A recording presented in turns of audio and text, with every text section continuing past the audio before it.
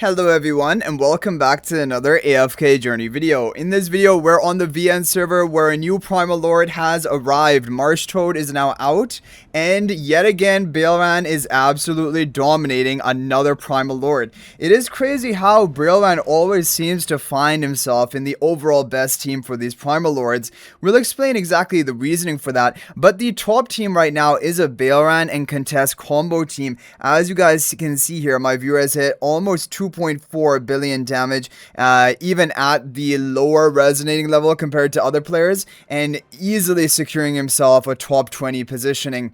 There's some RNG in this team, as you guys are seeing. Exact same team. There are fluctuations, but like after a couple of runs, you are going to be getting your top score. So let's actually go ahead and take a look at a replay, and you guys can see how this boss is actually working. He has the same background as Plague Creeper. This is literally the same background as Plague Creeper for the Plague Creeper Primal Lord. If you guys remember, that is bringing me back like over a year and a half ago. So why is Baelran so good? He is unaffected. That is why. Because this boss will keep knocking back your units, especially your melee unit who is within range. But Baelran is unaffected, so he is not going to be knocked back. And the advantage of that is, in this boss, basically, you don't want to move at all. He puts poison all over this field, all over this zone. If a unit on your team moves, then they are going to take more poison effect, and it's going to reduce the HP loss damage. Now, thankfully, I think they programmed it, but like Freerin is remaining in place. I wish this would be the case for all Dream Realm bosses that we bring Freerin into. Unfortunately, that isn't, but here she does remain in place.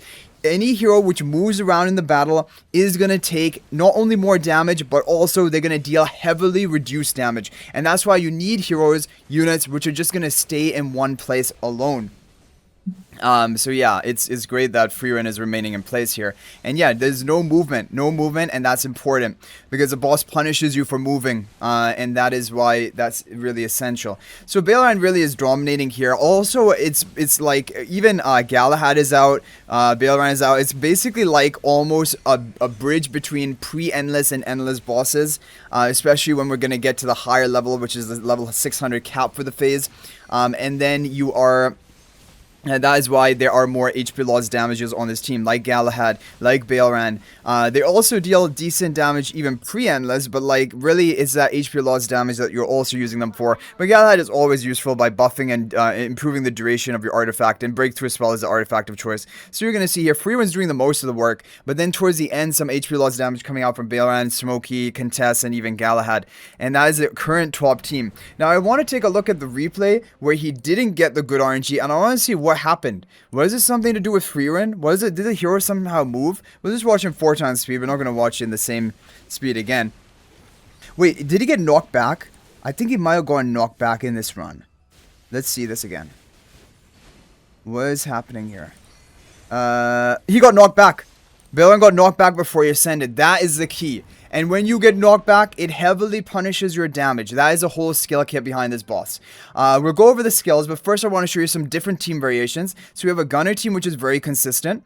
So even if you don't have Baelran, don't worry too much. Gunner is not too far behind Gunner Contest combo. And it can even work at 1 copy Gunner. However, at that point, Damon is better for people today. Like I'll show you guys a Damon basically team score. People are getting 1.6, 1.7 billion damage with Damon on the team rather than Gunner. But yeah, if you have Gunner built, you can get an even higher score. And if you have Baelran built, you can get the overall highest score of them all.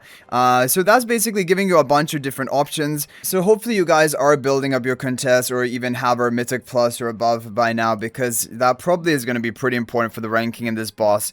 So let's go ahead and take a look at the skills of this boss, where we have tips.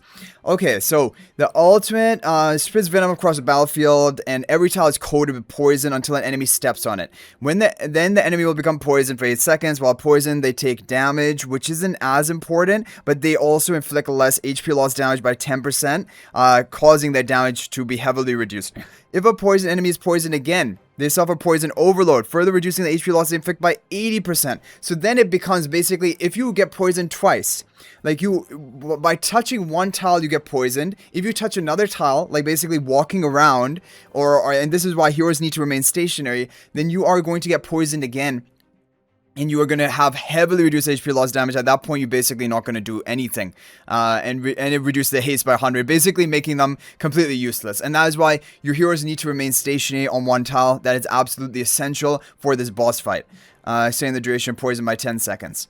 And then you have echolocation. So passive, Marshtoad cannot see, but he has extremely sharp hearing. Enemies are unidentified at the start of battle. If an enemy keeps moving for more than 1 second or moves more than 2 tiles, Marshtoad identifies them and deals 40% more damage to them. Once Marshtoad has identified an enemy, the HP loss it takes is permanently reduced by 40%. But it seems like with Baelran, he only moves 1 tile, right?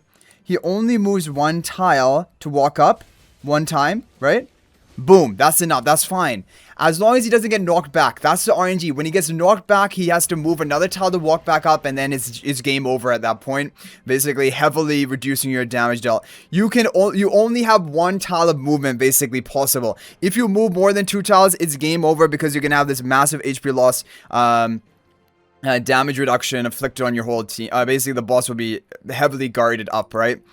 And the normal attacks target the nearest identified enemy. If it's not identified, blah, blah, blah. This is just damage, whatever. It doesn't matter. You're not going to be dying in the boss. It's about how much damage you can output. Then you have the precision rockfall. He does this, dealing damage, adjacent enemies, knocking down the main target. So this is the thing, right? The nearest identified enemy. So if it's Gunner, like in the Gunner team, well, that's fine because Gunner is steadfast. And if you have Baelran, he's unaffected. So these heroes basically are not going to be, I don't think they're going to be affected by this. Anyway, knockdown doesn't actually displace them. It doesn't move them and then make them poisoned or anything. But it would be just crowd control, like delaying, like reducing your damage. And then this is the sweep attack with his tail. And each sweep deals damage and enemies within 2 tiles knocks them back 1 tile. Now, you cannot let this happen at all. So either you run no melees like in the Gunner team or Damon team, or you run Baelran who is unaffected and then he cannot be knocked back. And guys, that is basically it for this Marshtoad Primal Lord in a nutshell, giving you a good glimpse into what the meta is going to be looking like and what to prepare for. Contess is going to be the most important hero for this. Baelran is going to be probably second most if you want to top out your score, but even if you have Gunner built, or even if you have to run the Damon team, you're still going to get an overall good score as long as you have Contess. Contess is going to be key though. Contess, pre-endless, endless, Primal Lords, she's just dominating everywhere. She's the most important hero to be building after your twins have been completed. And twins do not work in this boss like I thought, because your pink twin is just gonna run up and keep getting knocked back, and then it's game over for you. So I hope you guys enjoyed the video. If you have any other theories or ideas for this boss, you can feel free to share that in the comment section down below. It's always interesting to hear about. Thank you guys all so much for watching. And if you're thinking about making a purchase in AFK Journey, please use my affiliate link for the official Farlight store. This is the best way you can support me and also gain 5% bonus dragon crystals on your purchase. My affiliate link is in the description of this video and a pinned comment. And you can actually bookmark this link in your browser. And whenever you're planning to make a purchase, just return to the bookmark link and make your purchase. It will support me and be greatly appreciated. So thanks for watching. I'll hopefully see you in the next video, and until then, everyone, peace out for now.